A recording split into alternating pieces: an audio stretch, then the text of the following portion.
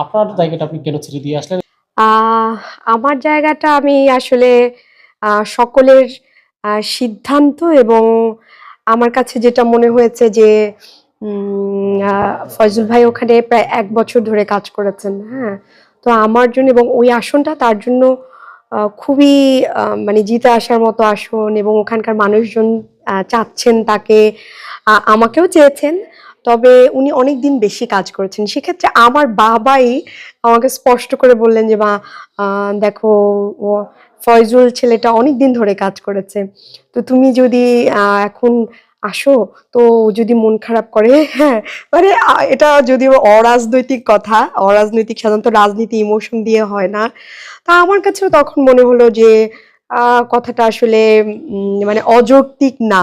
যদিও এটা, আর যেহেতু উনিও চাচ্ছেন, হ্যাঁ? মানে এই কথাটা কখন আসলো? যখন ২ জনই চাচ্ছিলেন। হুম? তারপর সকলের সিদ্ধান্ত মতে নাহিদ ইসলামও আমাকে বললেন যে, "আপু, আ আ আপনি যদি সিদ্ধান্ত নিতে চান, তাহলে একটা নিতে পারেন, যে ছাড়বেন কিনা।" তো সব মিলিয়ে আসলে এটা আসলে শুধুমাত্র আমার একার সিদ্ধান্ত না। তবে আমার সম্পূর্ণ সম্মতিক্রমে এটা আমি ছেড়েছি। আচ্ছা।